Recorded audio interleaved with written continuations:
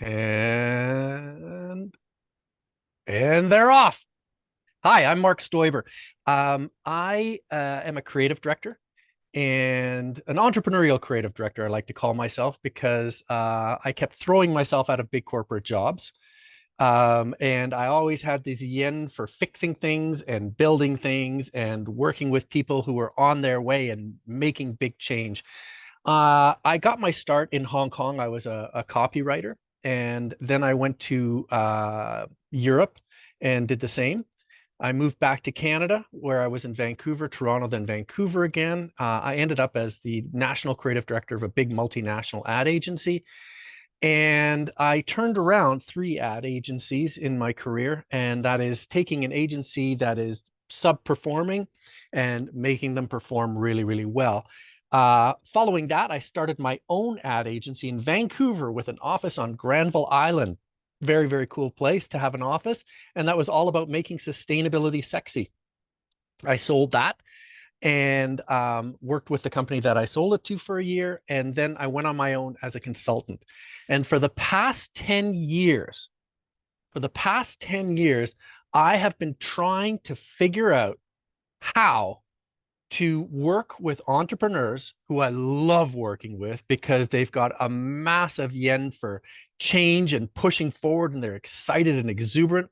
How can I work with entrepreneurs and help them build brands that build their business and still make money? Because the problem with a lot of entrepreneurs, especially if they're small, is that they don't have a lot of budget.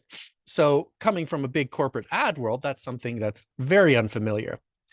I did a little self-reflection in 2022 and said, how am I going to make this work? Oh, I don't know if are we still on? Is everybody still there? Hello? Yeah, I'm here. Oh, I just had a Sure, whole you're bunch of good. people just drop off, and it looks like I'm the only one on the screen.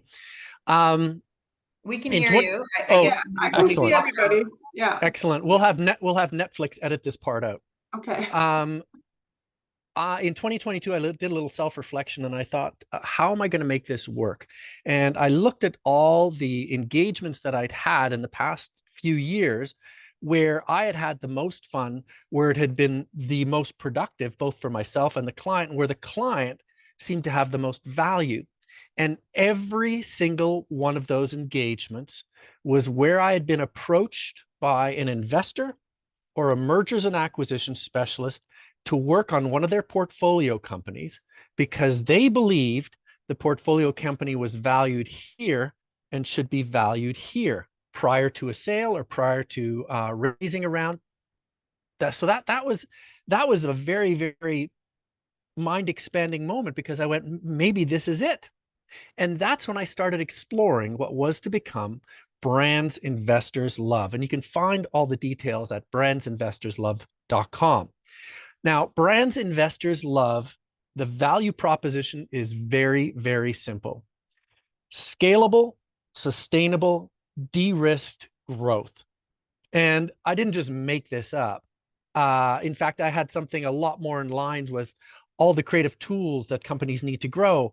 Well, what I discovered from talking to a lot of investors, a lot of M&A specialists, a lot of entrepreneurs is that scalable, sustainable, de-risked growth was the only thing they cared about.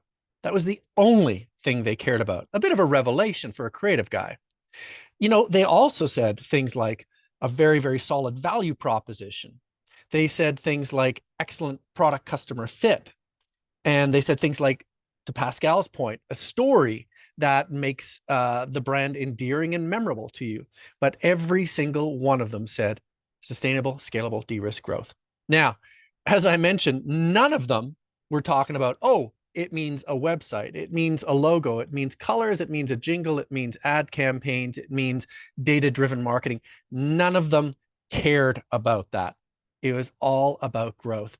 So I set out to create a practice all around driving sustainable, scalable, de-risk growth by helping entrepreneurs build effective brands. And there's been a bunch of learning on the way. Now, in spirit of learning, I found from teaching university that the less I talk, the more people learn, because the more I give people the opportunity to sound off and say, hey, what about this? What about that? Ask questions, make points, rebut points that I'm making, the more they learn. So today is going to be high audience participation. So I hope that you did not mute your microphones, and I hope you know how to put up the raise your hand thing, so you can ask questions, because I am expecting that you're going to be asking me questions, and that we can sort of go through brands investors love and the methodology and some tools that you can use, and you can actually start to use them as opposed to just sitting back and listening to me drone on. So what we're going to cover today, we are going to cover a few concepts and tools. The first one is the crossing the chasm of the adoption curve. And that's a concept that's probably familiar to a lot of you. The next thing we're going to talk about is the value Venn diagram, which I'm sure most of you have not heard about. And then the value proposition ladder. Ending today, we are going to work, or try to work, depends how noisy and how participatory you are. We are going to end up with trying out value proposition statements for your company. And that's my home run. If we can get to that, I'm a happy camper. But before we begin, I want to reach out and ask you, let's see how your microphones are working. Why are you here? What company are you with? And what do you want to get when you saw brands investors love? Is there something that you're looking to get out of this session? Anyone?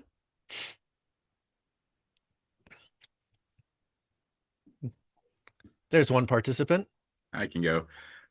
So I'm setting up a fund to roll up HVAC companies.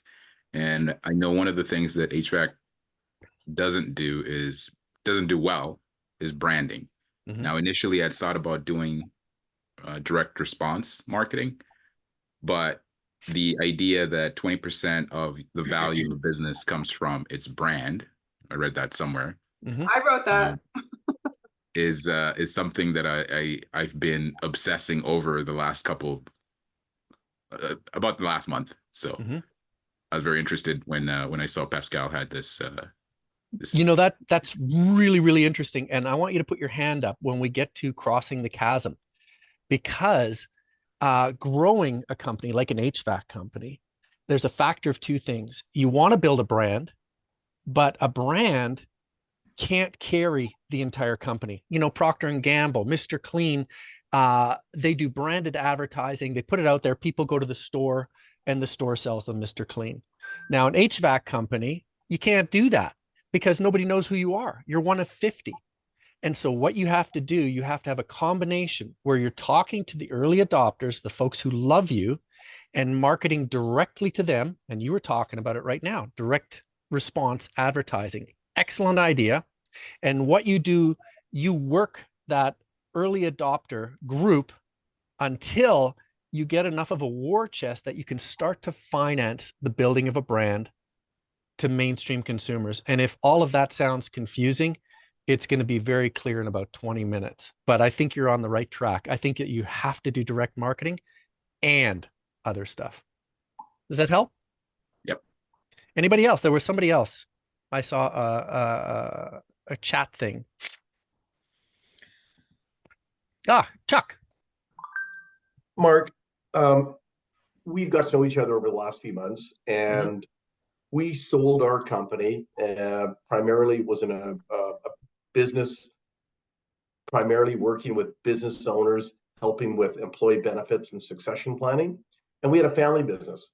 Now I've gone to a 3,000 person company, and part of my role is building the brand out of the commercial side and the employee benefits side. So it's new to me working with a large company, and I'm over the last few months I've been trying to figure out how to communicate what my brand is and what the overall brand of the organization is.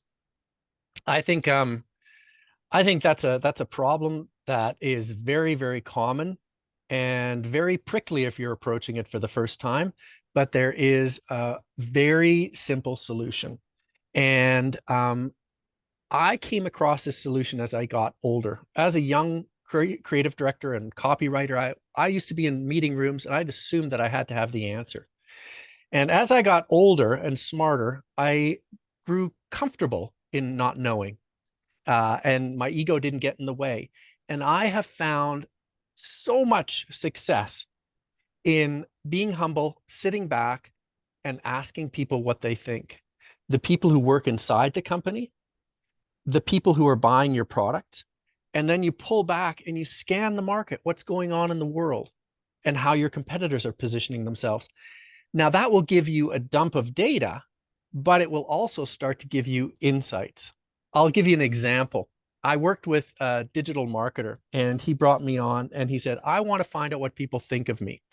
I believe that I'm avant-garde and above, in front of the curve, and really edgy and innovative. And so I went and talked to his clients.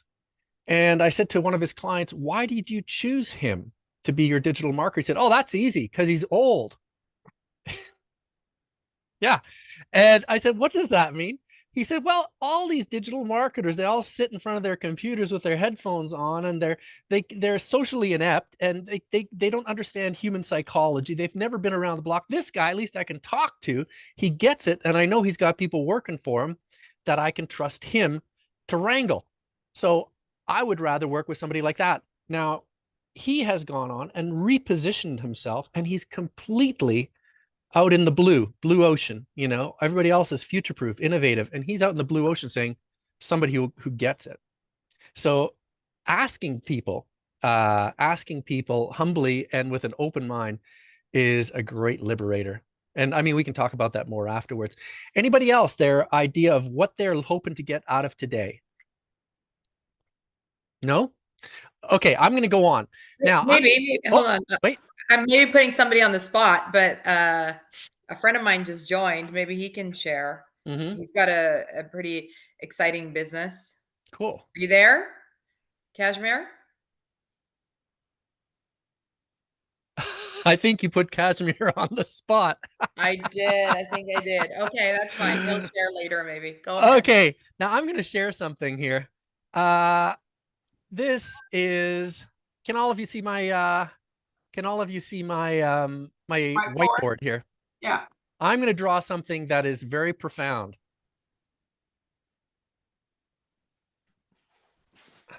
And boom, boom, boom, boom.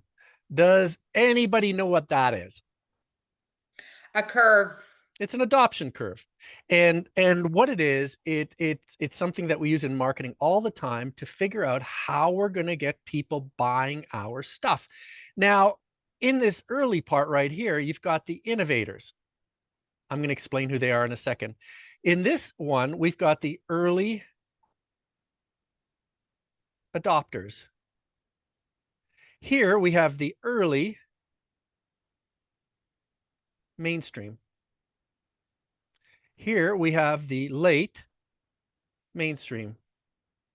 And here we have the laggards. Now, let me paint a picture for you. I'm going to use technology as an example, because that's most of the entrepreneurs that I work with have some sort of thing to do with technology. It's an exploding sector. It's only natural.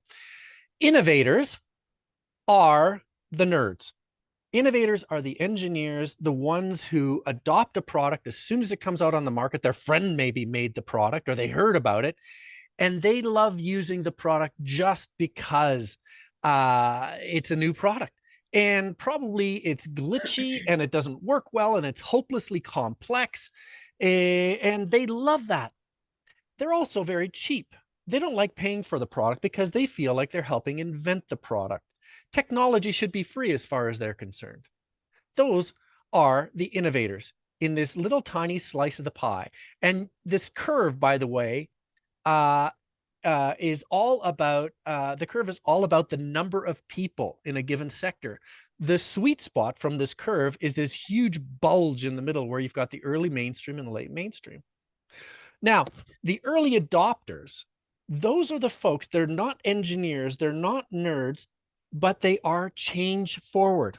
These are people who buy into a company or into a product while it still might be a product, or it might be a badly branded product. You've seen thousands of them. They are the ones when you go to their website, they name the product, they have a big picture of the black box right in the front or right on the homepage, and then it has a list of features and benefits.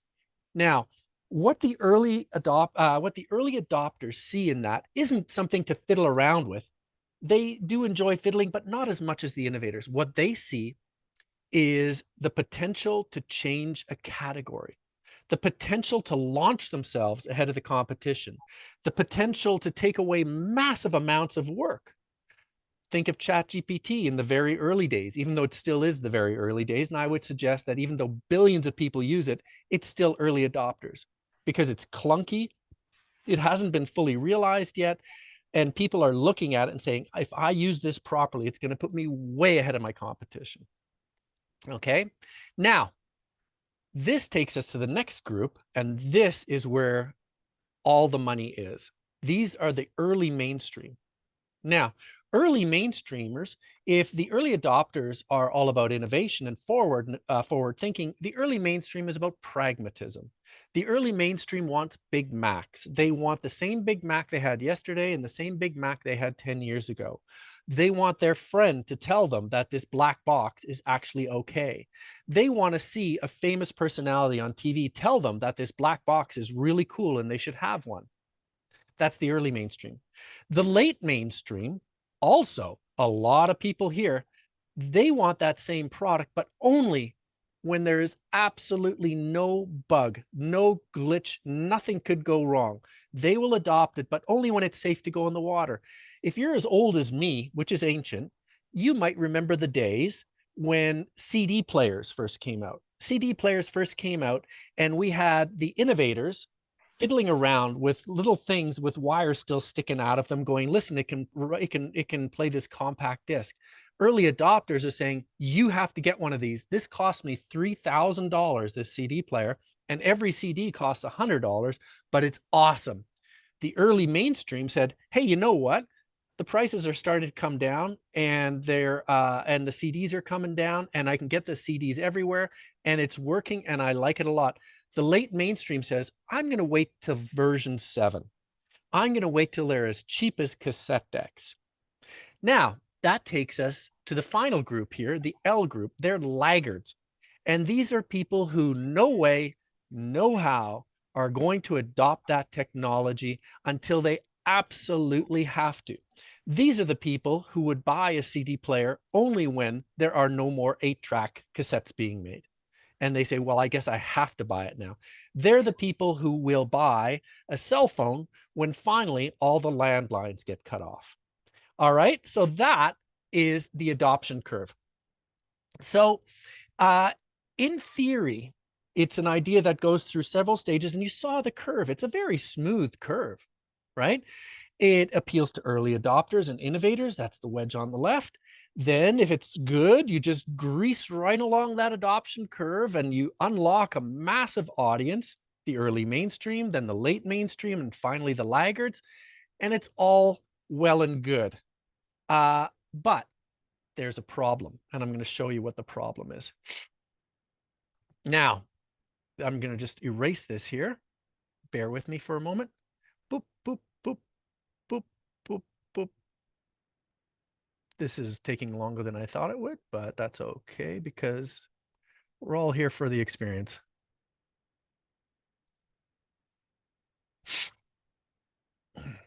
All right. So now the problem. I drew this as a smooth curve. And most people who start companies think that they can just go right along up that curve from early adopters and land in the mainstream, and it's all going to be milk and honey. The problem is that there are gaps or chasms in this adoption curve. And the biggest chasm or gap is in between the early adopters and the mainstream. Now, if you've seen this book before, this is a fantastic book, and it is actually core to the whole practice of brands investors love. It's called Crossing the Chasm. It was published in the early 1990s with the first really big tech boom. It's written by a gentleman named Jeffrey Moore, and I would highly recommend it to everyone. If you want to DIY your own brands that investors love, this would be an excellent place to start. Now, let's get back to the point. There are several breaking points or points where you have cracks between adopters. So between innovators and early adopters, there's a crack there. You have to jump over that crack. It's not that easy because innovators want stuff for free. They're geeks, they're nerds, they don't have a whole lot of money. They are not the same person as the early adopter who's a change agent but might be leading a company. So they don't think the same way. From a brand perspective, that means that you have to speak to them differently and you have to offer them different features and benefits. There's also another crack right at the very top of the bell curve where you go from early mainstream to late mainstream. And that crack is the early mainstream is willing to adopt a product if everybody has already got one and it's working really well, and they're still kind of excited about something new. They want to try something new, even if they're not the first. However, the late mainstream wants to try it once everybody's got it. And so there is a very different language and psychology between the early mainstream and the late mainstream. Okay, so those are cracks. And if you're a marketer, you have to jump over those cracks. You have to change your language a little bit. However, the drawing that I just did showed a massive gap between early adopters and the early mainstream. And that is the space where brands get in trouble, or where companies get in trouble. So brands investors love was developed to create sustainable, scalable, de-risked growth. And the way that you can create that growth is to grow beyond early adopters and into the mainstream. Just like Jeffrey Moore had here, you got to go up this curve into this land of blue. Now, there's a problem with that, because if you're selling to early adopters, you need to keep innovating your product. You need to be new. They're change agents. They want to be ahead of the curve. You need to keep dropping the price because it is a first iteration. So they don't want to be spending money unnecessarily. They're probably little companies too. They're looking to get an edge. They also aren't terribly loyal. So if a competitor has a product that has slightly more features or a slightly lower price, your early adopters are probably going to be gone. They want tools. They don't want brands. And the second they find a tool that's better than yours, they're gone.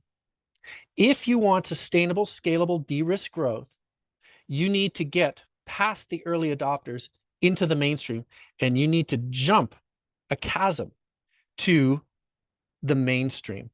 So before I go on, I've covered a lot of ground here. Are there any questions, any personal observations? I've got one from Christian von Pander here. Let's see if I can read that here. Looking for some key paths to help guide my clients as early in the company's development as possible and to have a resource to introduce them to. Christian, I think it is, yeah, Christian, I think that you could do... Christine. Oh, Christine, rather. Okay, Christine, I'm sorry.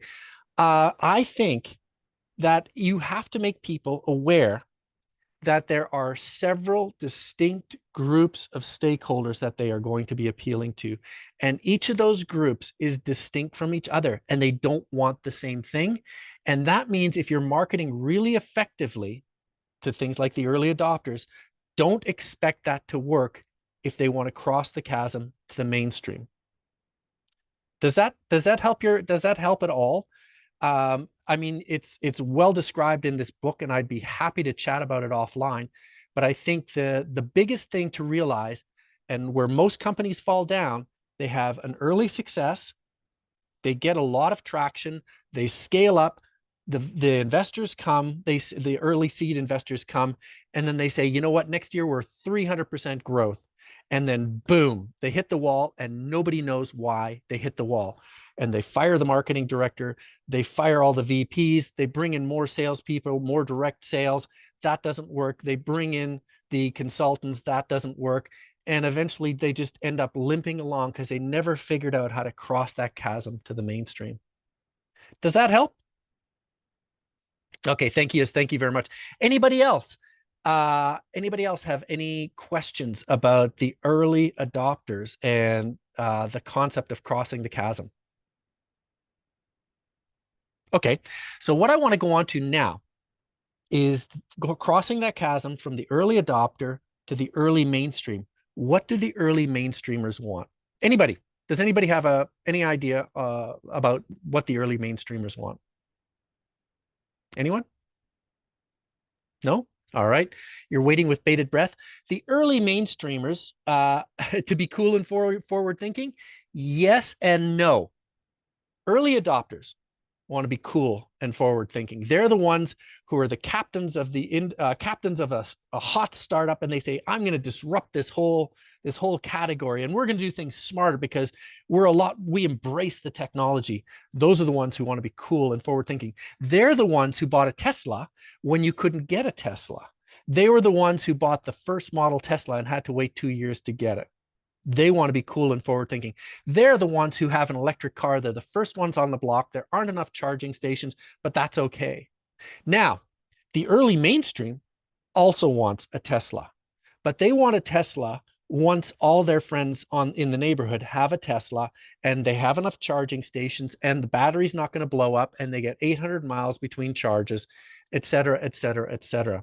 So they do want to feel like they're being groovy, but they don't want to be too groovy where it might risk them losing all their money. Now, the early mainstream is where most big companies live. And that's why I'm very comfortable in the early mainstream, because I worked on all the big brands. I worked on the launch of E-Trade. I worked on McDonald's. I worked on Budweiser. I worked on Procter Gamble. I worked on Unilever. These companies, their bread and butter is the early mainstream. That would be you. Okay. Christine just said, yeah, cool and forward thinking. That would be Christine. That'd be most of us. Now, there's also a significant difference between the early adopters and the mainstream in how you market to them. Someone right at the very, very beginning mentioned that I'm looking at taking a company and marketing them using direct response mail. And this is the best way to appeal to an early adopter. An early adopter, you call them, you say, try the product, here's a trial, here's a free price or a low price, you can subscribe, and you push the product towards them because the product at that point is unrecognized. Now, there's a big contrast between that and the early mainstream. The early mainstream, the product now has a brand name. The product has a badge like Tesla. And you go, I want a Tesla. I'm going to investigate Tesla. I'm going to go into a showroom for Tesla. And so the brand is starting to pull people. Now, if you didn't pick up on that, there's a very significant difference there. You push the product towards early adopters using things like performance marketing. You should say, buy this product. And you pull people, if they're in the early mainstream, towards your product, which is, you like this brand, it's a groovy brand, why don't you try some? Okay, so that is a big, big difference between the way that you market to the early adopters and get to the early mainstream, and a way to cross the chasm from early adopters, which is a small number of people, to the big bunch of people, the early mainstream. Now, that's all very theoretical right now. I haven't really gone into detail. I'm going to go into a little bit of detail right now on ways that you can market to people once you're bumping up against that limit of, damn it, I've marketed to all the early adopters. How do I get to that big bunch of people in the mainstream? Jeffrey Moore, again, I would highly recommend this book, lists a few ways that you can do this. One, I already know that I'll be rewatching this recording a number of times. I'm talking too fast. You should be interrupting me. By the way, did you see this thing? An AI thing is living inside my Zoom program. And every time I do certain gestures, it puts up these annoying things that says, Mark is flaky. So for example, if I do this, I've done all the stuff where I try to eliminate that, but I can't do it. So it tells you that I'm a laggard. I'm not an early adopter because I'm definitely not up on the tech. back to Jeffrey Moore. How to market to the mainstream when you have been marketing to early adopters. All right. Hope you all have your pens out. Here we go. 1, pick a niche. Pick a niche. 2, offer a whole product experience. 3, position your product. And 4, pick your distribution channels carefully. All right. Let's talk about the first one, picking a niche. What does that mean? Anyone? Does anyone have any thoughts on what picking a niche means? Your category, What does that mean? What's a category? what industry you're in, what specifically. Maybe. How's that? Yeah, that's so it's what place what playground you want to play in, what sandbox you want to play in. But there's another definition that works better for me. Like your target audience? Bingo. You've Okay. nailed it. Who do you want to talk to? All right. Let's use the electric car example again. We're in the mainstream. There's a whole bunch of electric car models out there, and you're trying to come on the market with, say, Rivian, the electric truck. How do you pick your niche? Who is your niche? You've just got a drawing board. You've got this truck that you're rolling around in test areas, and it's working great. And you say, who am I going to sell this to? Who is the niche for this electric truck? Anybody? Anyone at all? I'm going to give it a guess. I don't have the right answer either.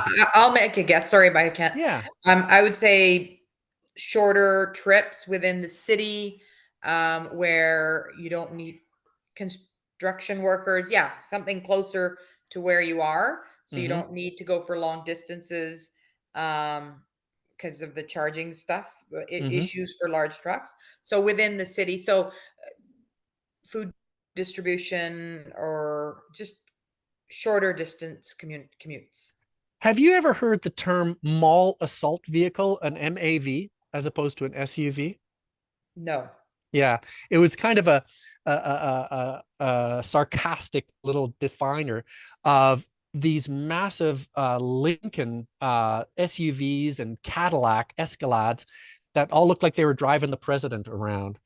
And they were hopelessly huge and massive gas guzzlers. And the people who drove them were generally soccer moms.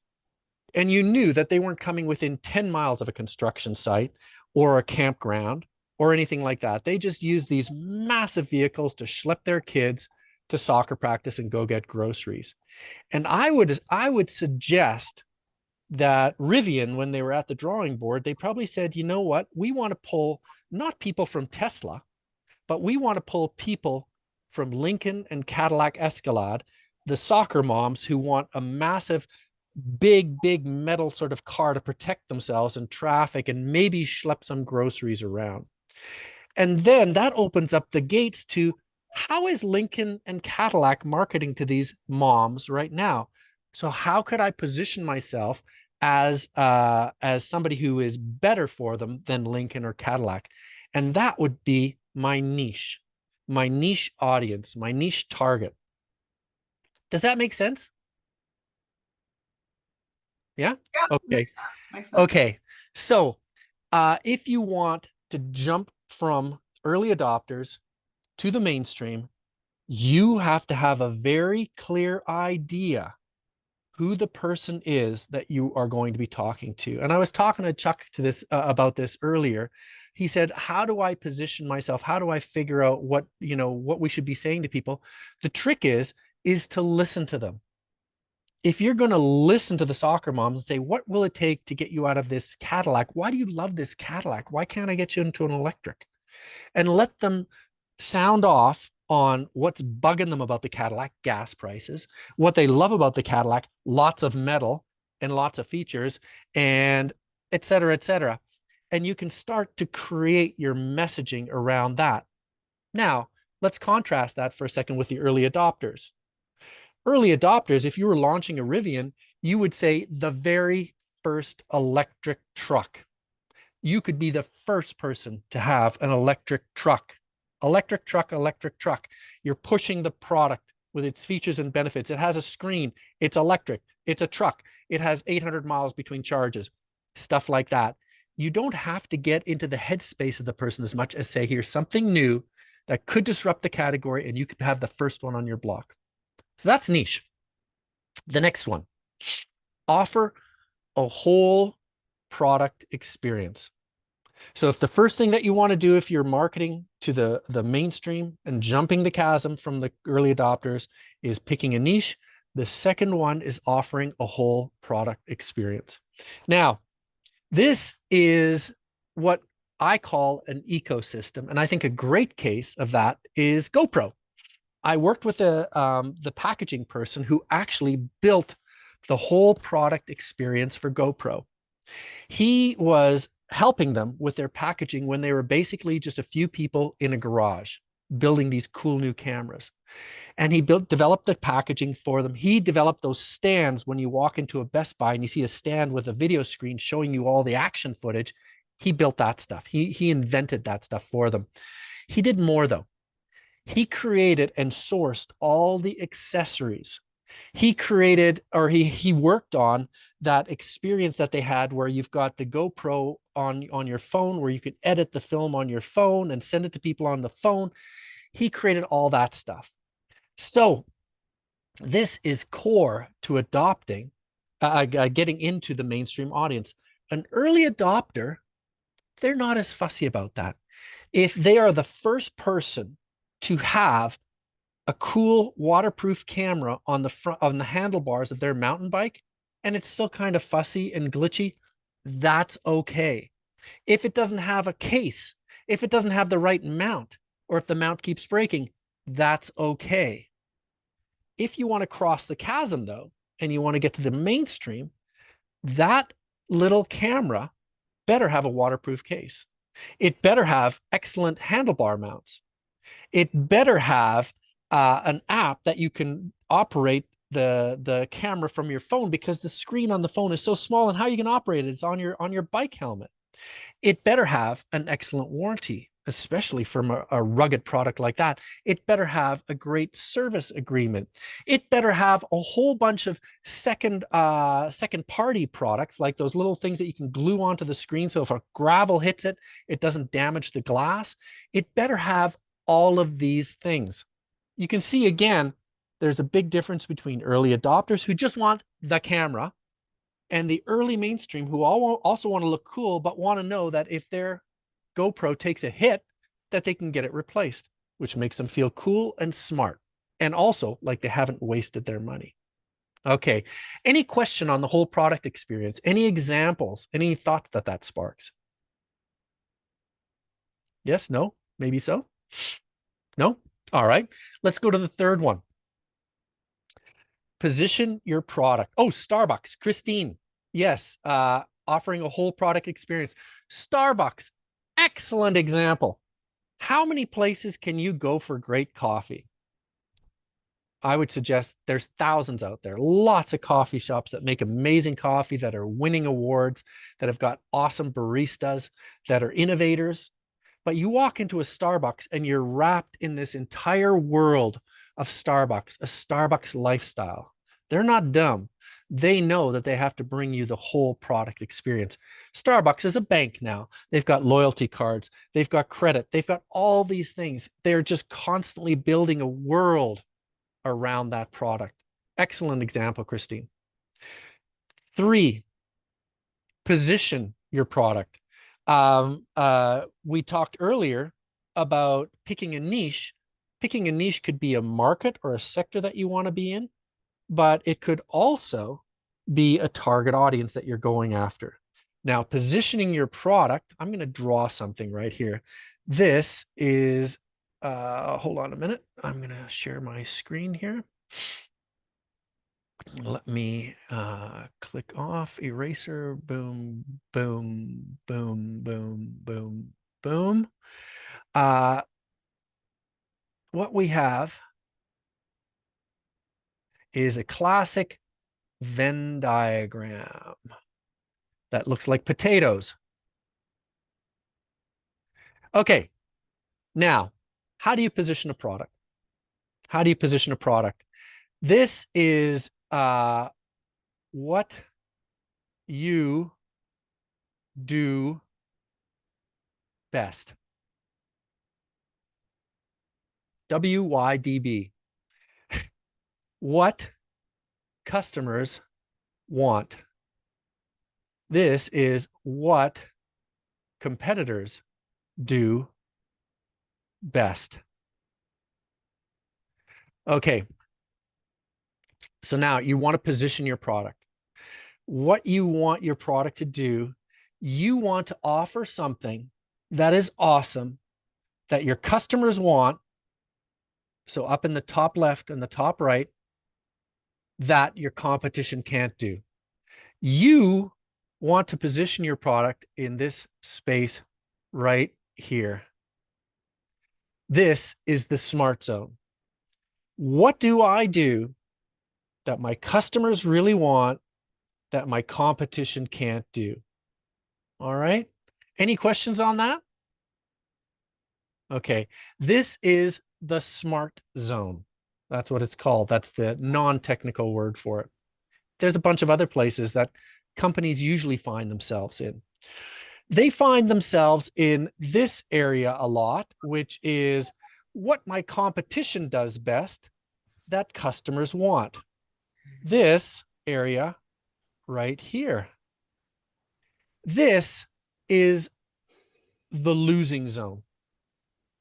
A lot of companies, and this happens more than you'd think, a lot of companies come out and they say, my competitor is excellent at doing this thing and customers seem to love it. Why don't we just do that thing too? The reason is simple. If you're appealing to a mainstream audience, we're dealing on an emotional level, on a brand level, and your competitors are already known for this thing and people have an affinity for them on that thing. If they're making Teslas, it's all about a really sporty coupe, and you don't want to make a sporty coupe because even if you make a sporty coupe, it's going to be just like that Tesla. So they'll always think of Tesla. Pepsi, you don't want to be Pepsi saying we're better than Coke because all people hear is Coke, Coke, Coke. So this is a losing zone. Another place that people or companies often end up is right here. What I do best and what my competition does best. The classic example of this is television remote controls. It's an arms race of buttons. So if my TV remote control has 10 buttons and my competitor has 20 buttons, then I'm going to get my engineers to make one with 30 buttons. And then my competitor is going to say, no, we're going to make one with 40 buttons, et cetera, et cetera, et cetera.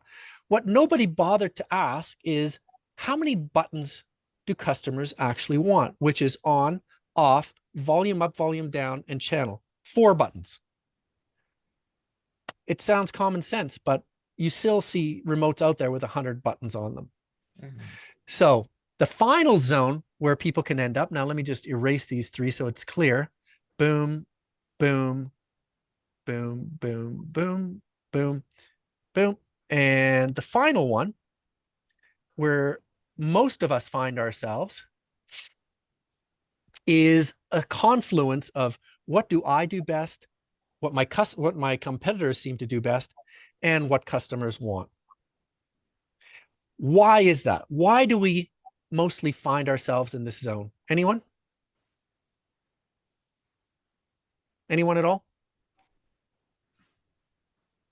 Why do we find ourselves competing with our competitors? Why do we offer the same stuff as them? I think because we see them as competitors, so we figure we have to do what they're doing in order to get market share. You're right. Plus, think about it. If you're offering productivity software like Asana or Trello or Basecamp, project management software, at the end of the day, customers, these folks on the right-hand side here, are looking for some way to organize their teams and stay on top of them and make it simple. And there's not that many jobs to be done. So chances are Basecamp, your competitor, has already figured out a methodology for that. So is Trello. And you're Asana, and you say, well, ours is better because ours has colors or ours is one click. Well, that's good. It's an advantage. But you know what? To consumers, they go, I think Asana is the one with colors, or is that Basecamp? I don't know. Because you know what? It's not something that's terribly important to them. They like it, but it all kind of mushes in the middle here. Is that fairly clear? This sort of positioning Venn diagram, how that works? Yeah, I think it ties into you saying, obviously, you have to listen to what people want. So does that mean you have to do a lot of market research before you even start thinking about building your brand? I think if all of you are working with companies that have appealed to early adopters, I think a very, very good place to start is listening to those early adopters going, hey, what's important to you? What do you like about this product? And taking that with a grain of salt because they're early adopters. Let's say you're Asana and you've got a whole bunch of people who are using Asana and they love Asana and you want to get a bigger market share. You want to steal that from Basecamp and from Trello. So you study your market that you have right now and you go, huh, okay, they like colors. They think colors is really good. And then you go to the mainstream and you don't have any customers there yet. Any sort of big sort of like the office, paper supply companies, and they're using this project management software. You don't have any of those customers yet. Big customers that are kind of more cautious. What do? You call up your competitors' customers. Or if you can't do that, you use a customer sentiment survey, and there's lots of them out there. So you go and you poll people who are in the mainstream, and then you go, huh, over here, my fans think that colors are really important. Huh, turns out that nobody in the mainstream thinks that colors are important at all. All they want is something that is simple enough for dummies. Somebody I can train them for 20 minutes and they'll be able to use this project management software. And this is the reason I'm using Basecamp and Trello and Asana is because that's me. I went in there and I got pitched all these different productivity softwares, our project management softwares. And my only criteria was that it's simple enough that I can learn it in 5 minutes. Big difference between what they're pitching, if you look on their websites, and what the mainstream wants. Okay. Now, there is another way to take a look at how do I appeal to a mainstream audience? And this is a real life case with me right now. I'm working with a client who is launching a radical new product like a GoPro. It's a mountain bike product, but it's for night riding. And I said, all right, so who is the customer? Who is the mainstream customer? And he said, oh, that's simple. That's me. And you know what? Maybe that sounds a bit egocentric, but a lot of times it's true. Because if you are a mainstream consumer and you're frustrated by all the products out there because they're too complicated, they don't do the job properly, it might be that you are the mainstream consumer who you're designing your product for. Remember, Steve Jobs designed Apple computers pretty much for himself. Yeah, he did it for all the people who wanted to be creative, but everything in his background, from studying typography at university to having an adopted dad who used to finish the back of the cabinets that he built as a carpenter because it's important, even if people don't see it. Everything in his DNA was about creating a beautiful product. And he knew instinctively that people in the mainstream would like it because conventional computers were ugly and there were a lot of frustrated creatives out there. Enzo Ferrari designed his race cars for himself. The list goes on and on and on. So if you consider yourself sort of a nerd or an engineer who's designing engineering products for engineers, you might be well cautioned not to look at yourself as the mainstream audience. But if you're just a guy who rides a mountain bike and he's frustrated because the products for them are substandard, you might just want to look at yourself. So yeah, take a look, do customer research, but also you might just want to look at yourself or people in your friend circle who love that product and complain about the other product. Does that answer the question? Yeah, it does for me. Okay. I had a quick question. You know, the circle diagram that you did, where what you do best and your customers want. And so there's always, I think, going to be a bit of an overlap, like even with this. And yes, this one, I mean, you want to highlight what you can do better and like completely differentiate yourself. But the basic product would have all three in the middle. You know what? I think You're bang on. yeah. Now, now this is where a lot of experience. I've had a lot of experience in the world of big brands. What do you think the difference is between Tide and Gain and all those others? Nothing. The way they market it, right? Nothing. There is no difference. I worked on Mr. Clean. I worked on a whole bunch. I worked on McDonald's. I worked on Dairy Queen and McDonald's. There is no difference between them. It's all in perception. And we're going to get to that right now, because the dilemma that you're facing, you're saying, I've got this product that early adopters love because they love feature, feature, feature, feature, feature, feature, feature. But nobody in the mainstream cares about that. What they want something that they can trust, that their friends have used. And how am I ever going to get through to them? So that's an excellent question, because in reality, if you're trying to cross the chasm, build sustainable, scalable, de-risk growth, you are going to end up in this middle zone, marketing a product and competing in a way that you've never competed before. It's no longer features and benefits land. It's emotional connection land. So what's the difference between Mr. Clean and Lysol? I know from working on Mr. Clean that it was the trust in an icon that was 70 years old or 60 years old. That's it. That's all it was. And the song. You tell that to an engineer who's trying to sell early adopter products, and they're going to go, that's crazy. And it is. And that's why it's so hard to cross the chasm. Does that help? Yeah. Okay, good. Now, let's get on. This was the positioning Venn right here. So this is critical. And it's very easy to sort of draw this thing out and say, where do we live? And then when you find yourself stuck in the middle, you say, maybe that's not the worst thing, because that just means that we're competing in big boy brand land as opposed to early adopter land, where you try to push features and benefits. So I told you that I was gonna help you with a few tools. One is that positioning Venn. The next one is going to be called the value proposition ladder. All right. And this is, again, a very simple tool.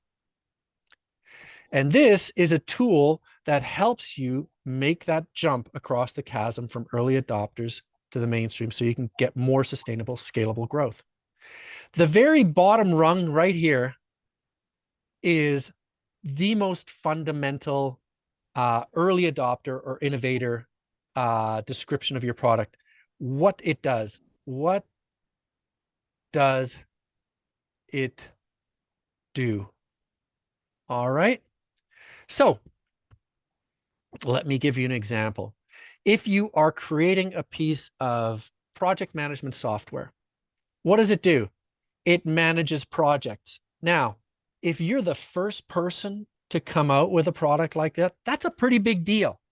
And chances are a lot of innovators and early adopters are going to look at that and go, there is no thing out there right now that manages projects. I need this thing. It's glitchy, it's buggy, it's weird. The owner's manual is really wonky, service is terrible, but it's going to leap me ahead. I'm going to buy that product. All right.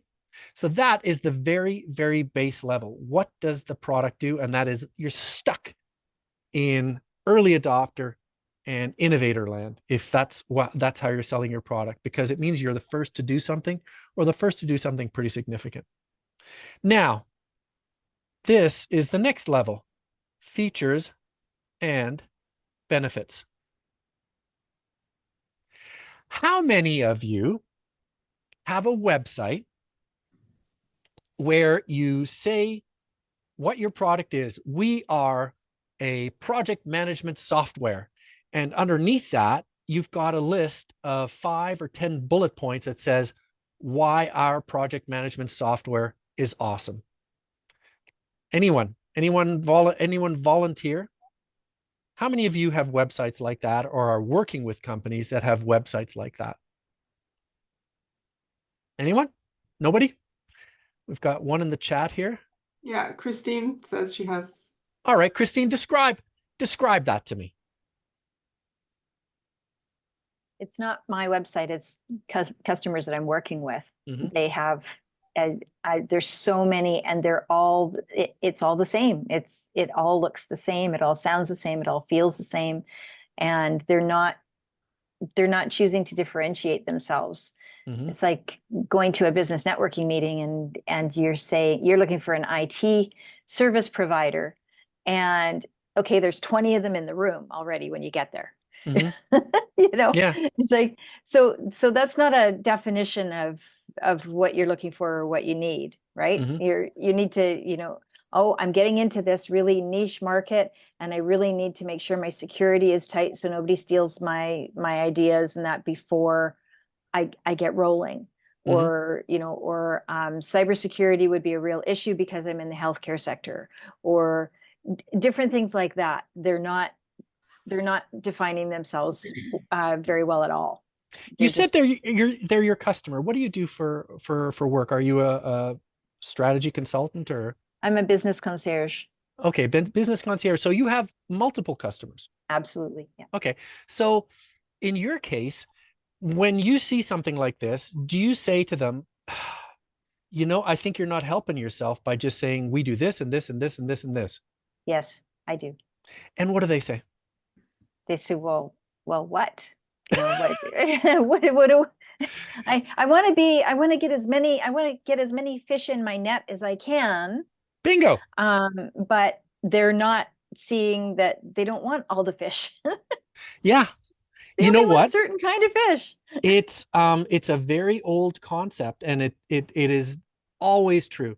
It's called inside the jar thinking. When you launch a product, let's say you're a software engineer, you design a product because you see a problem out there. And you design this product to solve that problem and you work really, really hard. And when you solve that problem, you give your product to a whole bunch of other engineers, just like yourself. And they go, oh, I love this because it does this and this and this and this and this and this and this. They rattle off all the features. You go, look at me. I did something great. And your product starts to sell. And you know what? If you're unlucky, your product's going to sell quite a bit and give you this misguided sense of having crushed it because a lot of people are buying your product. And then suddenly you go out looking for investment or you want an exit. And the investor says, no, you're bumping up against this thing called the chasm. There's a huge group of people you should be selling to, but you're just selling to this group of engineers down here, the early adopters. And you go, but I'm successful. I'm making a few $1,000,000 a year. Why? Give me the money. I want to reach more of these people. They go, there's not that many of them out there. You want to reach the guy who runs a company, the guy who writes the checks, not the engineer. Right. And you're going, yeah, but I got this website, has all the features and benefits. Why don't they like that? Which CEO goes on a website and goes, I just compared 5 of these project management softwares and I lined up all the features and benefits next to each other and I'm going to make my choice based on that. No, ever. Zero CEOs. And if the CEO doesn't get it, the engineer doesn't get budget for it. That's right. And you tell that to your clients and they go, I'm making money, I'm fine. And you go, you're inside the jar. The world looks normal around you because the jar is transparent, but you're stuck in this echo chamber of yourself and early adopters, and you just can't seem to get out. And all around you is money, people with money, and you can't figure out why they're not buying your stuff. Well, that's why, because you're still selling it inside that jar. I have a really good example about I'd love to hear that. People.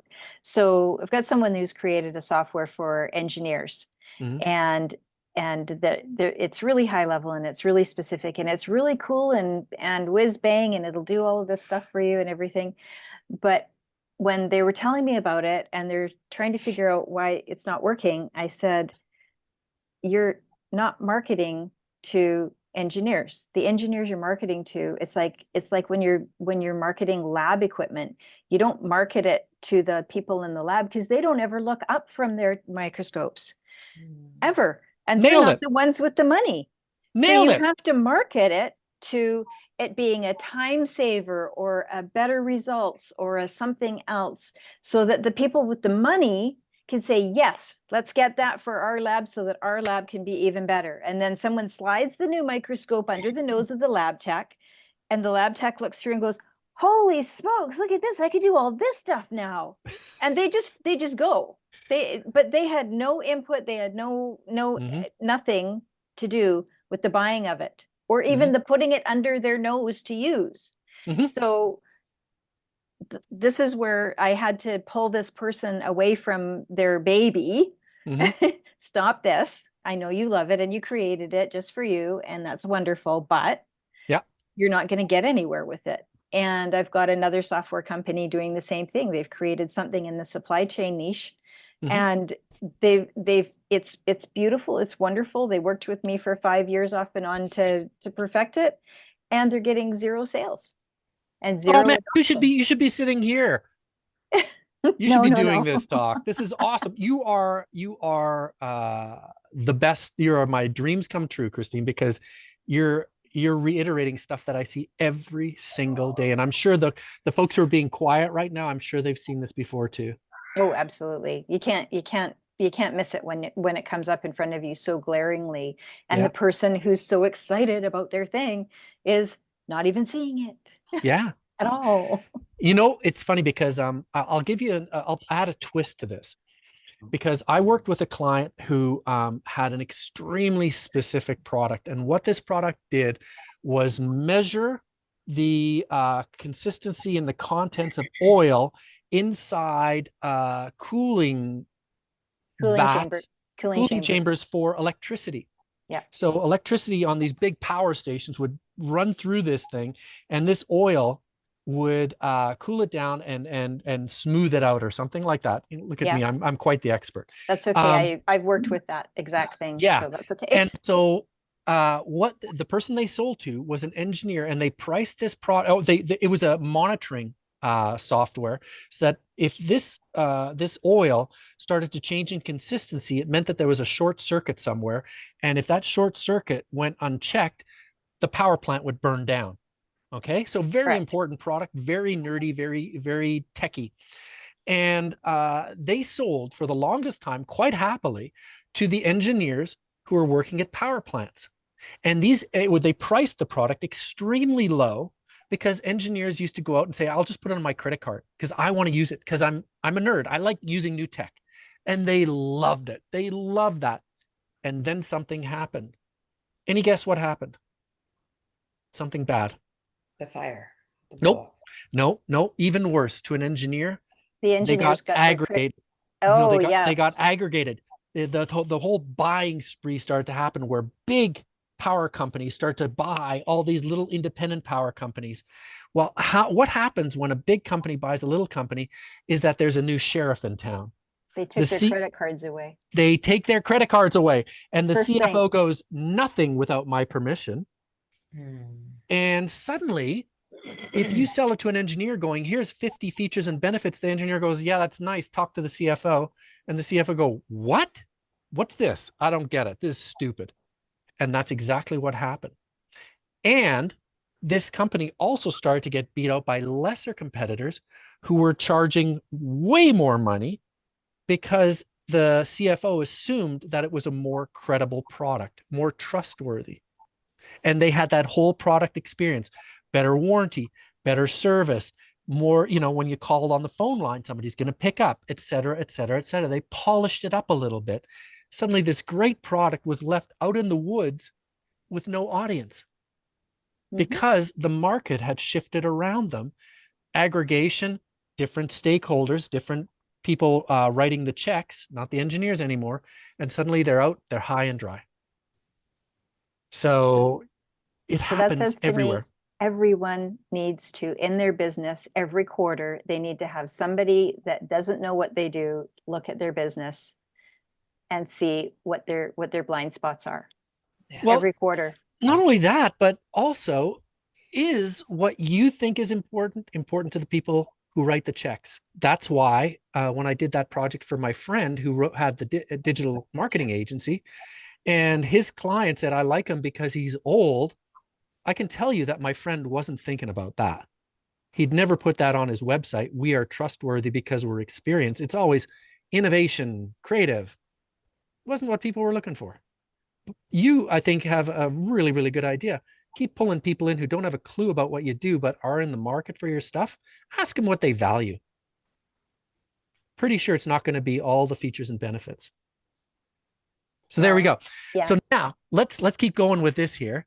You can all still see this this drawing that I've made, this value proposition ladder. Yeah. Yeah. Okay.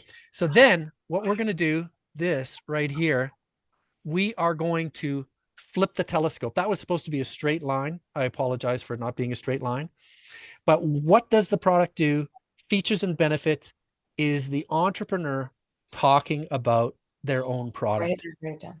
When you get to the next rung up that ladder, you go, what does it do for me? What does it do for me? What I've suddenly done is flip the telescope around, and now it's not the entrepreneur speaking anymore. It is the customer speaking. So let's take an example. Let's take an example of, let's say, the Rivian truck. All of you are familiar with the Rivian. It's this new electric truck. It's the Tesla truck crusher. I am trying to break that truck from the early adopters. I'm the first one to have an electric truck. I'm the first one on my block. I'm trying to break it into the mainstream. All of you have cars, or you know people who might have even a truck. What do you think the Rivian truck does for me, the mainstream consumer? Take a guess. Anyone?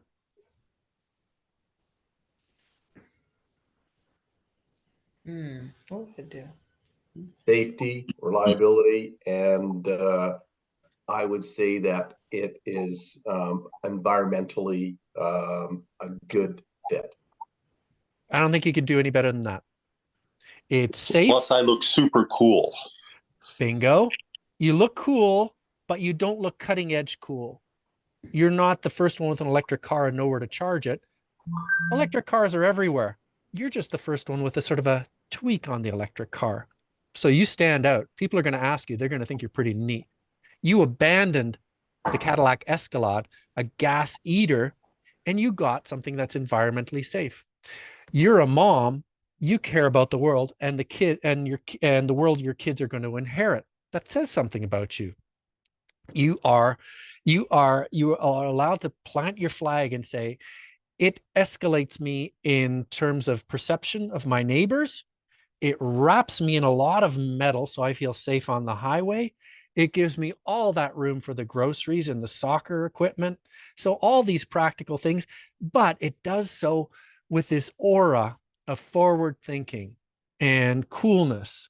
And so that is critical to jumping the chasm. That's absolutely critical to jumping the chasm. Oh, I've got a question here. Hey, Mark, what would be the question at the first rung for a consumable product? Go into detail.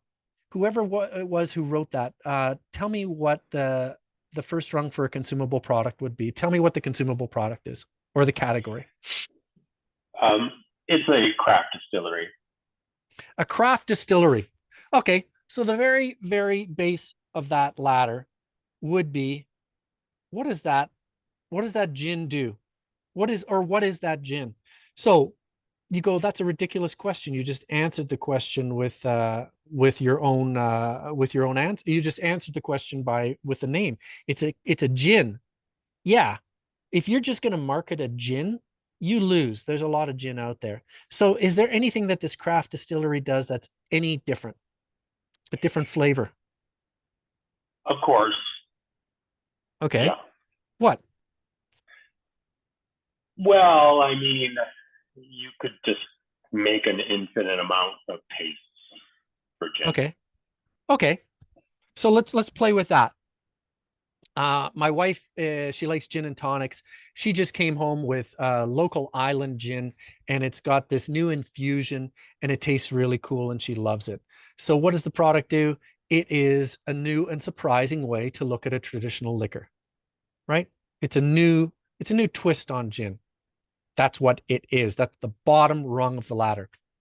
Features and benefits. I'm just going to make this up for the purpose of the gin. It has got organic grown herbs. It has got organic grown fruits that are in it. All of them are grown within 100 miles. And there's a tradition at this gin factory. It's a 50-year-old tradition in Canada, which is really saying something. So those are the features and benefits. It's a new infusion of gin, and it has all these features and benefits. That's very sort of baseline. But if you're selling to someone who's bored with gin, that should be enough. Does that help? Yeah. Now, you can probably see that that's not going to get you very far, because the second your gin with a new flavor gets popular, what are all the other gin manufacturers going to do? Oh yeah, that's what happens. They're going to rip it off in a New York minute. So yeah, we're pretty good here in general in BC. We'll leave people alone, but yeah, for sure, everybody starts checking you out and seeing, and trying it themselves. Yeah, I mean, if you're successful, who wouldn't want to be successful? You know, if I can make that gin and cut a couple corners, knock the price down a little bit, and make the same sort of infusion, why wouldn't I? At the very best, they're going to confuse the market because suddenly your product will be one of many. At the very worst, they're going to knock you out of business because they're going to undercut you so badly. You can holler as long as you want, I was the first, and it doesn't matter. You're out of business. Okay? Yeah. So then let's take the gin example.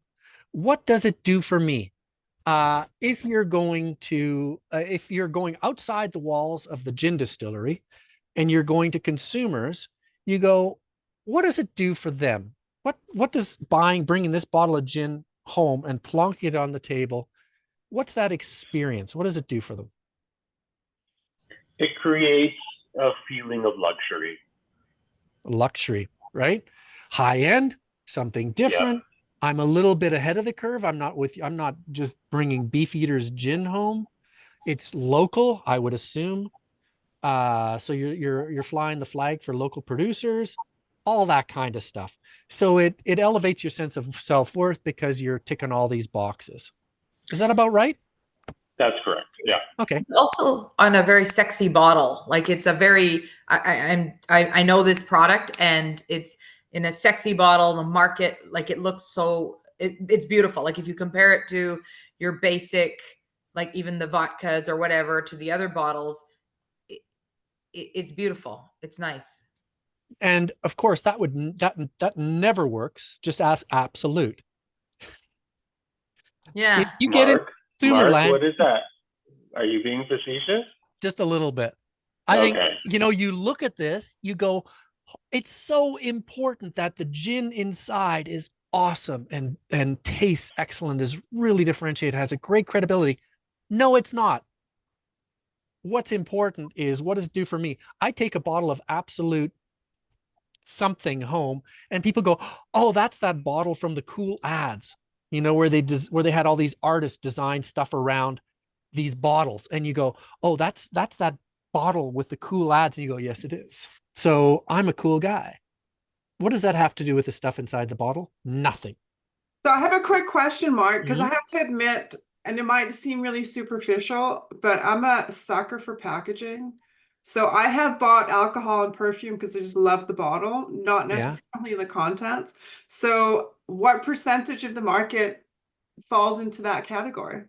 I think if the percentage gets higher and higher and higher. If you want to create sustainable, scalable, de-risk growth, you can no longer ship your product in a Ziploc bag or in a cardboard box that has nothing to it. The presentation of a product, look at Apple computers. Those boxes cost $10 each, for God's sake. the presentation of the product becomes more and more important. And if you look on social media, there's a whole phenomenon around unboxing. Why? Because people are excited about revealing the product that is 100% irrational.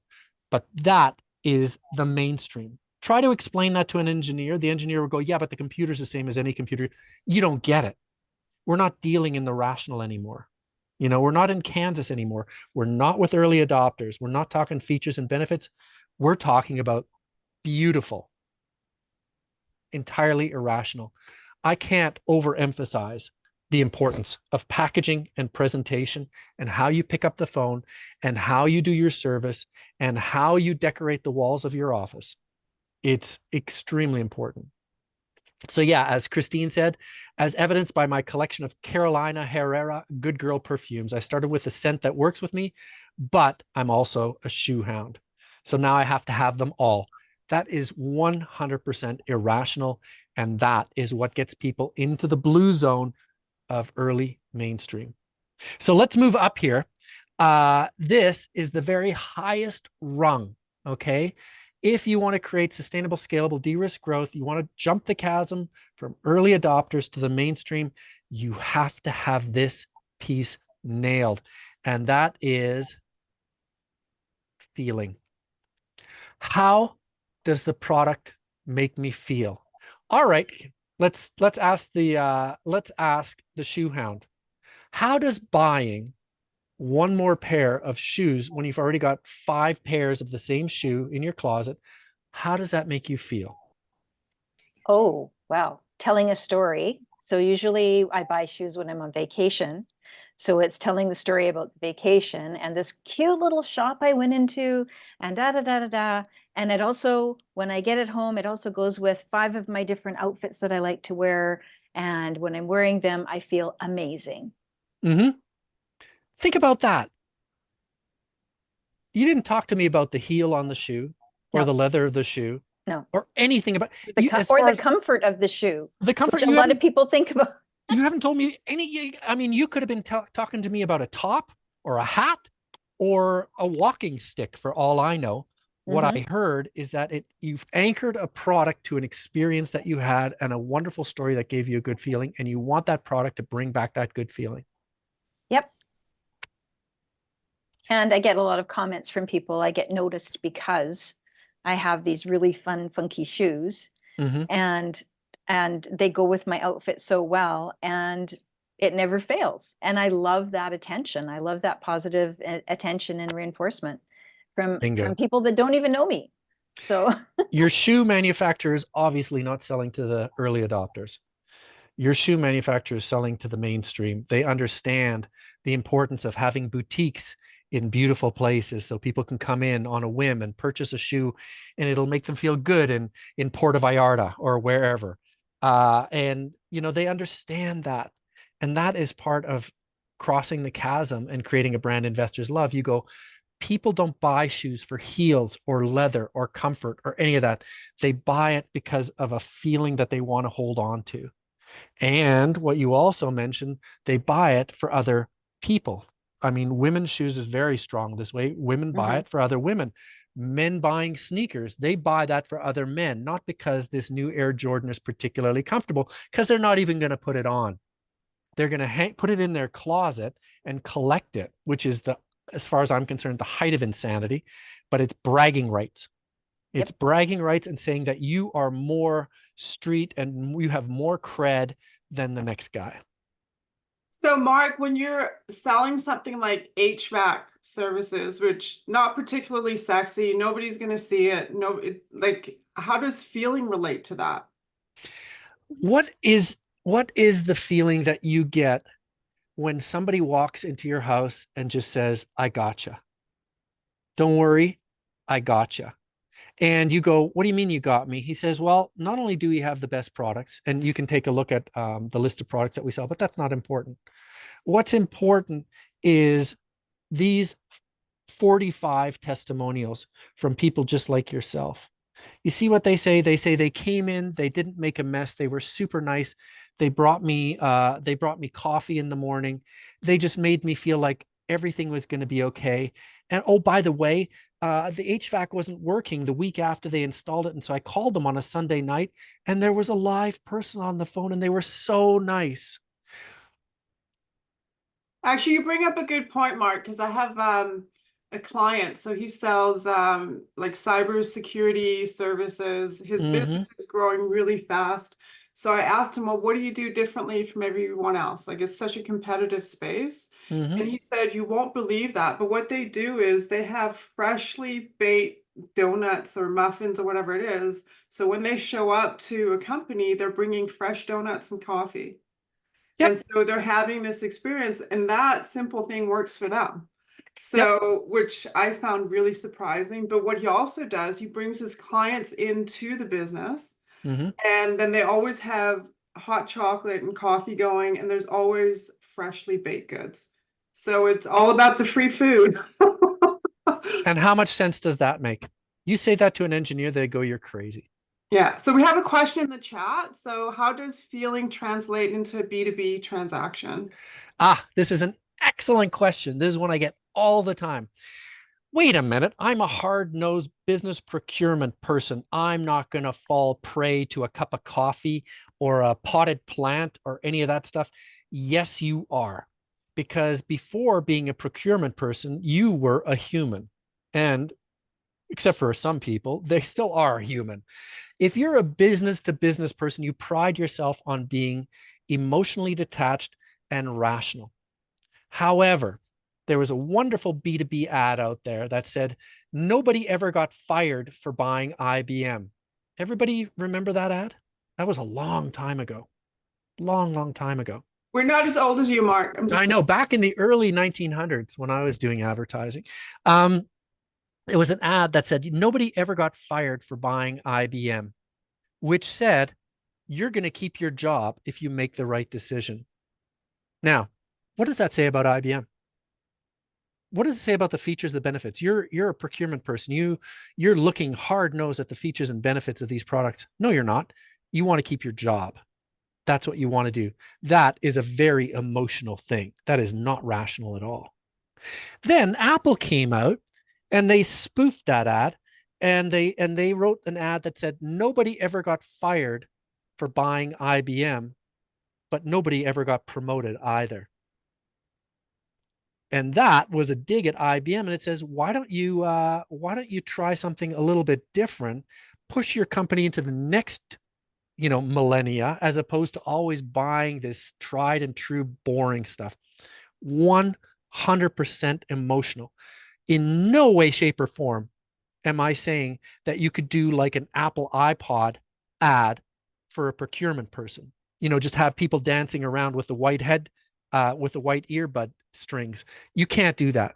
You have to have the rational stuff. But at the end of the day, you have to draw them in with wonder and imagination and go, isn't this cool? And they go, oh, it is cool. I like the packaging. Nobody's ever going to see the packaging, but I like the packaging. Nobody's ever going to read the instruction manual, but I love the way the instruction manual has a sense of humor to it. I'm putting a whole bunch of little emotional hooks into you that is going to slant you in my direction when it comes time to consider my RFP versus other people's RFPs. So nobody should forget that procurement people buying B2B products are human beings, and they have emotional hooks as much as rational ones. Okay, so I've got a comment here. Don Julio Tequila started with a great reputation of great products, put out a premium, expensive product, really unique bottle, so unique. In fact, they created plastic bottles to send to liquor stores with the product to use as displays. So the really expensive bottle is not on the shelf to be stolen. People do not put this in the liquor cabinet. They have it out for their friends who ooh and ah about it. I have a great parallel, and thanks for sharing that, Christine. I have a great parallel, which is Method. I remember when my wife first came home with Method dish soap to put beside the sink, and I asked her. It was made like in a sort of like a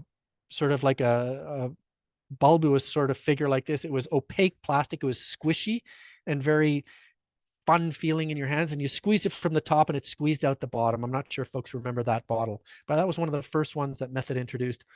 And I asked her, what makes it different? She didn't have a clue.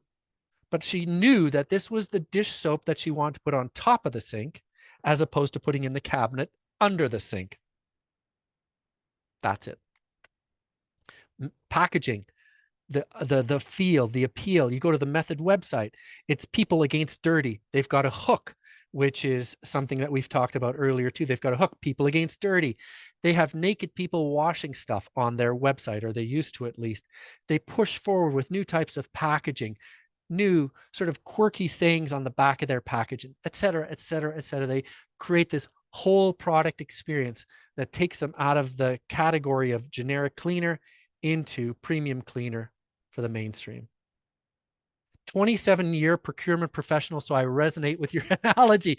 Thank you. I always worry when I say that somebody's going to go, no, you're wrong. But I kind of believe in my heart of hearts, after 30 years in the business, that procurement people are human. And I've met a lot of them, and they are human. They do succumb to the same emotional pulls as the rest of us. All right. Final thing. I want to finish this off and give you a little bit of time to craft this yourself. So we have talked about today crossing the chasm. We've talked about Jeffrey Moore and his great book, Crossing the Chasm, which, if you're going to try and DIY your way from the early adopters into the mainstream, great place to start. It'll really illustrate why this is important. We talked about the Venn diagram, what you do best that your customers want, that your competition can't match, and why it's so important to live in that zone of what your customers want that you do, and not to get messed up with, yeah, but the competition does that too.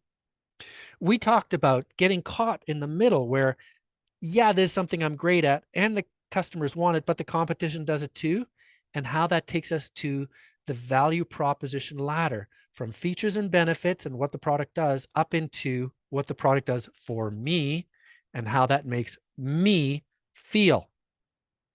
Okay, that's how you get out of that zone of being the same as your competition and indistinguishable, and moving from rational into emotional. Okay, that's the value prop ladder. So the final thing is the value proposition statement. When I talked right at the very beginning, I said what people wanted, investors, M&A, and entrepreneurs, what they wanted was sustainable, scalable, de-risk growth. And the only way to get that is to get into the mainstream. And the only way to do that is to go from being a rational sale to an emotional sale. And the only way to get to that is to start with a great value proposition. Okay, so I'm going to type right now. A value proposition goes kinda like this: for certain person, this is a product that features and benefits which enables person to, what does it do for them, and how does it make them feel? If you want to create a value proposition or a positioning statement, you could do a lot worse than to copy this. So what I'm going to do, I'm going to invite you, it's 9:32, we've got another half an hour. I'm going to invite you to take, let's say, 5 minutes so nobody gets bored, and craft your own positioning statement, value prop here. All right, let's start the clock, Pascal. It's 9:33. Let's go to 9:37. And then let's go back and let's take a look at some of these folks' value propositions. Okay, I'm on the clock. Okay, folks, go.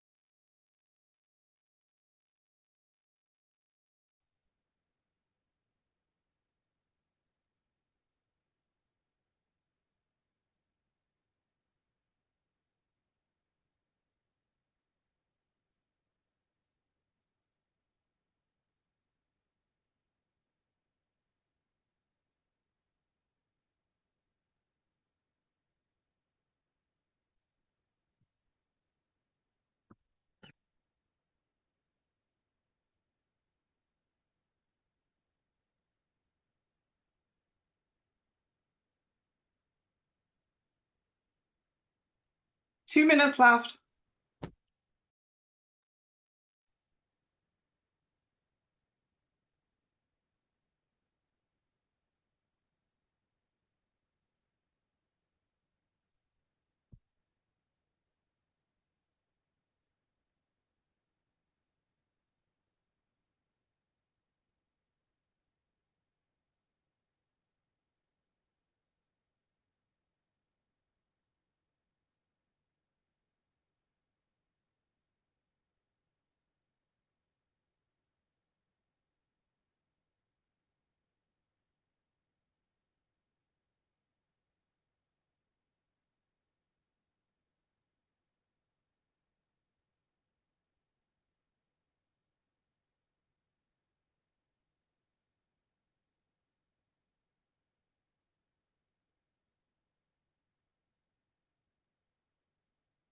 $9:37, pens down.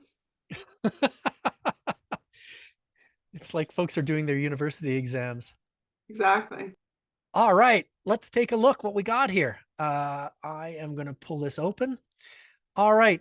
Our digital transformation and diagnostic service is designed to help C-suite executives identify their scalability issues, preventing them from crossing the chasm with their product and not realizing their full potential, and building an actionable roadmap to get there. All right. What does everybody think of that?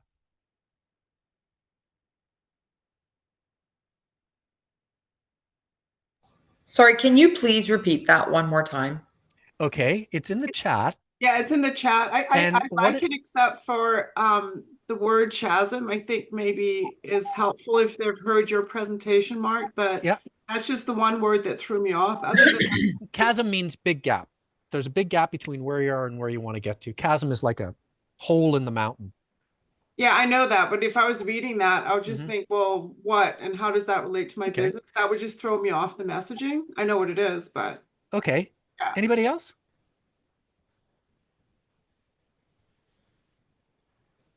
Okay, I'm going to jump in. I think that this is there's some good thinking here. I think being a creative director, my job is to simplify. I think that we can simplify and strip this down. If Hank is open for it, we're going to strip this down just a little bit. Even if Hank isn't open for it, we're going to strip it down just a little bit anyway. You knock yourself out, Mark. It's my Hank. Okay, Hank, I know. Oh, I know Hank. I can do whatever I want because he's my friend. All right, Hank. Our digital transformation and diagnostic service. What the heck is that?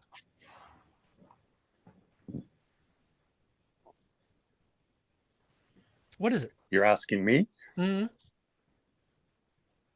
It's the process where you're I hate this on the spot stuff. It's the exercise of redoing your technology framework so it's more appropriate to what you need to do.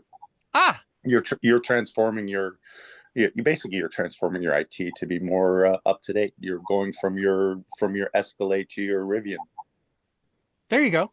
So what we do, we help companies that are growing evolve their IT, their entire digital infrastructure, right? Because I know what you do. It's kind of the everything that has to do with communication and getting stuff done inside of a company, you handle and you make it seamless and invisible. Right? Yep, that is correct. Okay. So we, the geniuses at our company, take the everything that's digital, your entire digital infrastructure of a growing company, and make it seamless and invisible so you can grow to your potential. Okay, that's a good start to that. And I understood every single word, and I'm a dummy. So if we can stick with that, that'll work. Then, yeah, well, I think it's even deeper than that. I think what it really is as people go through those stages on your ladder, like your little presentation really got me thinking.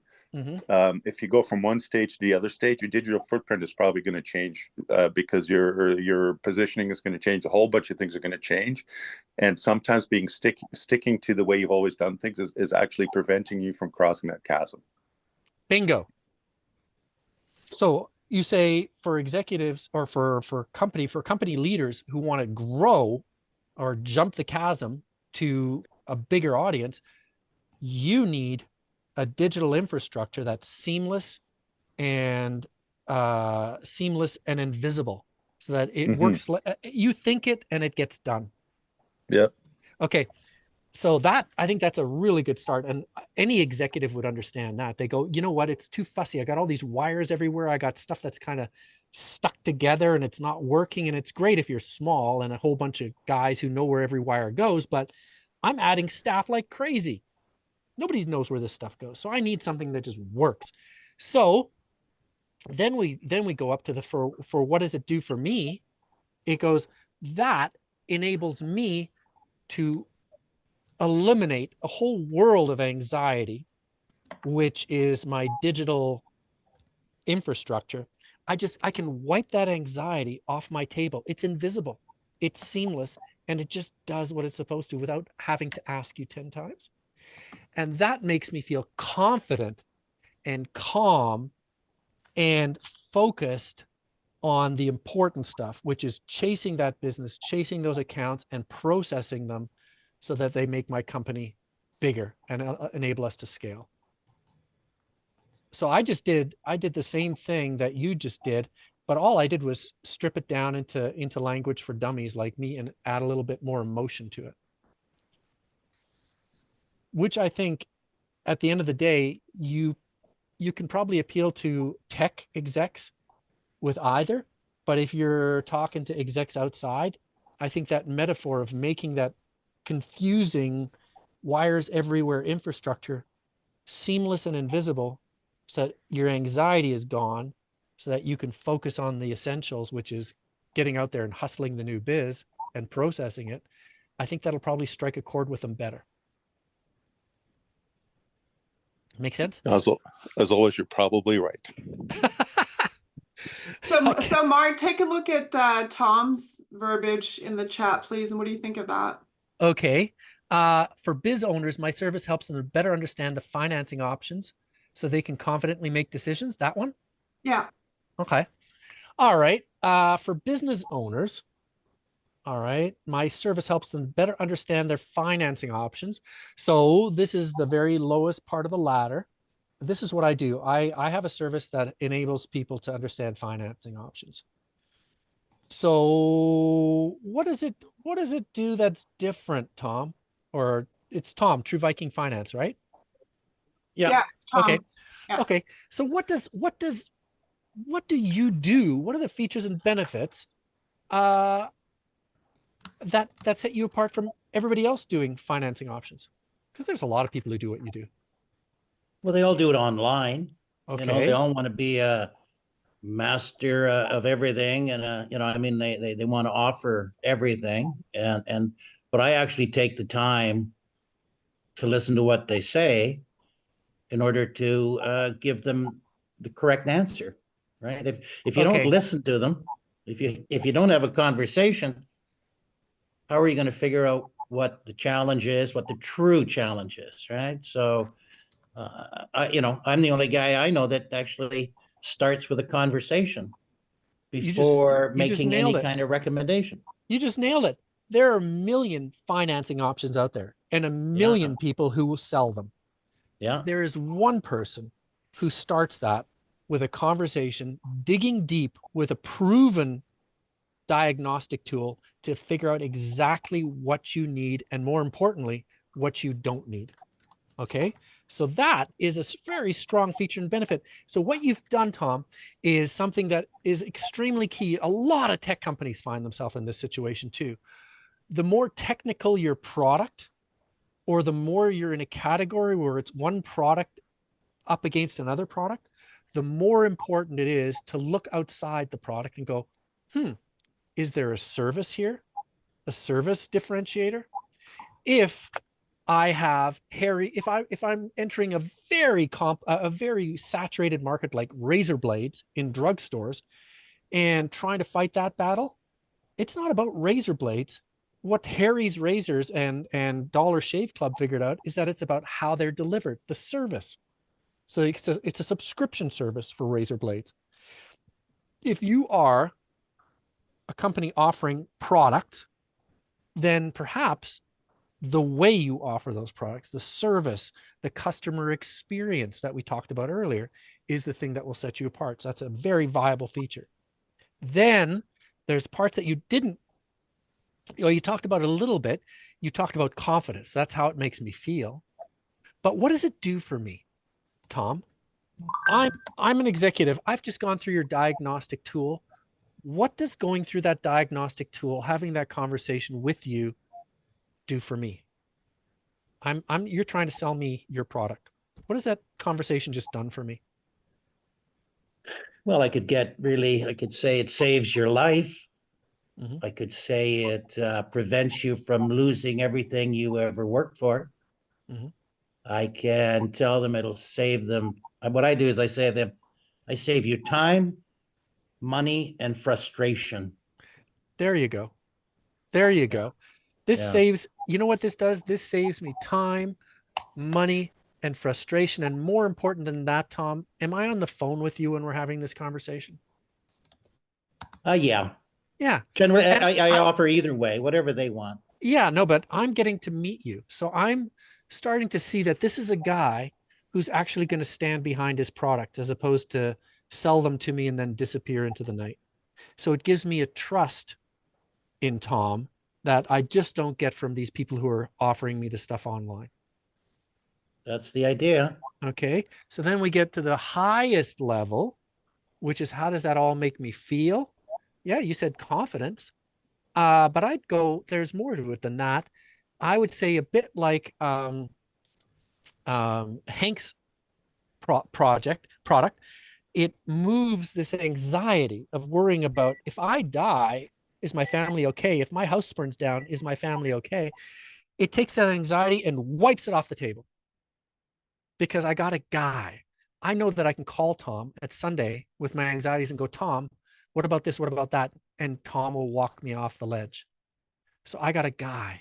And that's that not true. I don't want to get a call on Sunday, Mark. I'm gonna just say your assistant is gonna get a call on Sunday. Okay. And that assistant is gonna walk them off the ledge, because in a product dominated category, the person who offers the best human connection wins. I feel I have a connection with Tom that I just don't have. I can't explain it, but I just do. That's what I'm doing.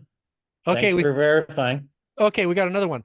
For successful family-oriented business owners that want financial security to assure their family's employees have well-being, and this provides a sense of caring about themselves and others.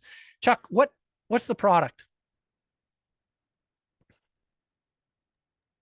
Chuck, you need to unmute yourself. Thanks, Mark. What I'm thinking of there is specifically life insurance and employee benefits, both things, because we primarily work with business owners. Okay, so very base of the positioning for successful family-oriented business owners, want financial security. We offer benefits. I'm just going to stick with benefits because I have a limited brain. We offer benefits programs. Okay, so your benefits, what's the difference between your offering and everybody else's benefits offering? Because you're not the only one. What's the features and benefits? Do you want my opinion on that? Yeah, why not? You're inside the jar now. It's you talking, not your customer talking. It's you talking. You're right. You're absolutely right. Is that there's thousands of people that offer exactly what we do. And what I've learned in my career is that people really resonate to the fact that we have a family business and that we are there to help people at the time that they have problems. I think that is extremely strong. Now that transcends from that second rung, the features and benefits. We are a family-owned benefits company. Okay, so that's a feature. And we have all the products everybody else does. Then it elevates up and suddenly we're flipping the telescope from you to me. So now I go, what does this offer me? This offers me the assurance that the guy selling me this stuff is in the same shoes that I'm in. He's not some big corporate out of New York. He's not some hedge fund manager who bought my company. you know, he's none of those guys. He's like, he understands that kids and wife and parents and house and dog, all that stuff is a priority. And he's made that into his business. And that's how he approaches me. And that gives me a feeling of instant empathy and instant connection. And I don't have to try to explain to a 20-year-old why this stuff is important.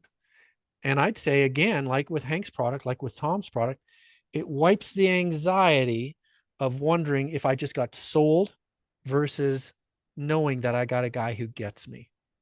I think it's a very strong positioning statement. I think it's anytime you can say I'm exactly like you, that creates an emotional bond that's very difficult to explain, but very powerful. Thank you. Make sense? Yeah, exactly. And then the family business means you'll be around for my kids.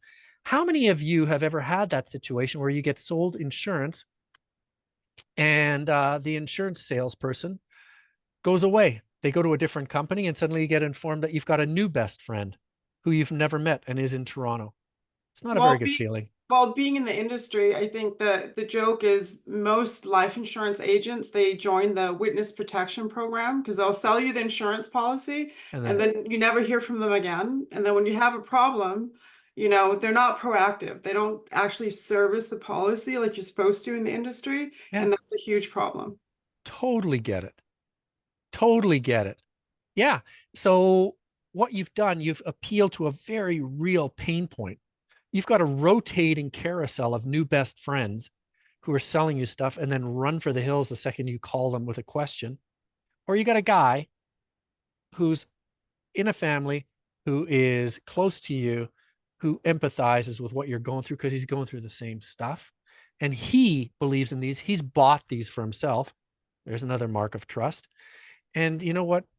I think we're going to get along as friends. And if we do, then you might want to buy this stuff from me. I think it's a very strong positioning. Thank you again. Really helpful today. So what we didn't do today, we didn't take that next step because what we've done, we've gathered insights and figured out how to position yourself so you get that sustainable, scalable, de-risk growth by moving up that adoption curve.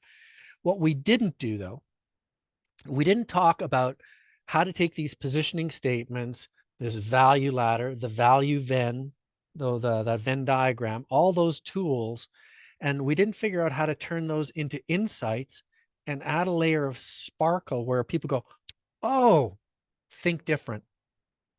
How to take it and give it that hook. Red Bull gives you wings. Oh, cool. Because that is also extremely important to have something that people can walk away with that they just never forget. Mr. Clean, that kind of thing.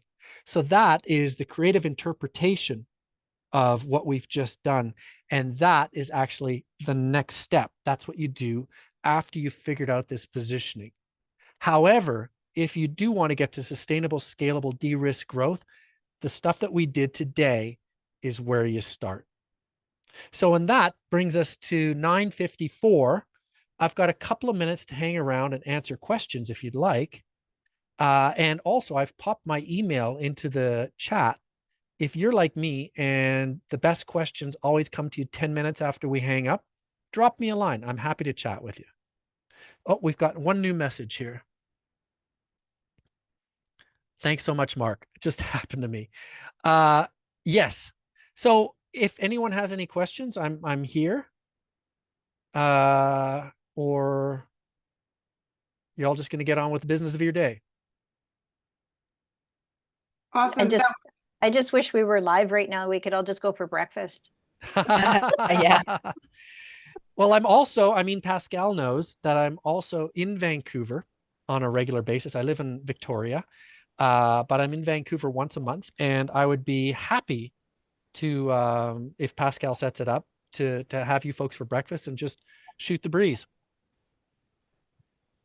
Yeah, Mark, that'd be great. That would be awesome. Yeah, I'm happy to arrange that. And I think, Christine, you need to add Mark to your website. So Christine, do you want to talk a little bit about your website and what you do, just so that it can help everybody? Why, thank you, Pascal. I wasn't expecting that. Thank you. Yeah, I'm putting you on the spot. There you go. Yeah, but that's okay. My company is I Have People for That.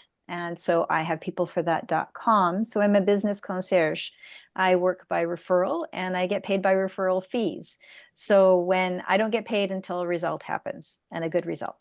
So people call me, people refer me because I have a lot of insights and I have, I would say, intuition or into what people are needing for their business to be able to grow and scale and to keep going. In some cases, I mean, I did a lot of that through COVID. But my website is ihavepeopleforthat.com. And Mark, yes, I would absolutely love to have you, to host you on my website and work out an arrangement together for that. Yeah, and please feel free to refer me to anyone that you know is struggling with something and they can't quite put their finger on it. I only work with people that are heart-centered, and I have a strict no shark zone policy in my whole life. So even if the person that I refer you to can't help you, but you get to have a conversation and work some more of it out, I'm happy. Nice. Yeah, and I Nice. think for in terms of branding and scaling your business, we have another event with Lorraine McGregor all about her process. So it dovetails really nicely into this. So I'll send everyone a link to that if you're interested in attending. And I will also email you Mark's email, so you've got it handy. Please reach out to him. He's brilliant at what he does. I'm sure you all saw that. So thank you so much, as always, Mark. Really appreciate it. Very valuable as always. Awesome. Thank you so much for having me. And I hope it helped you folks. And like I said, if the good questions come 10 minutes later, drop me a line. Thanks, Mark. That was great. Take care, you guys.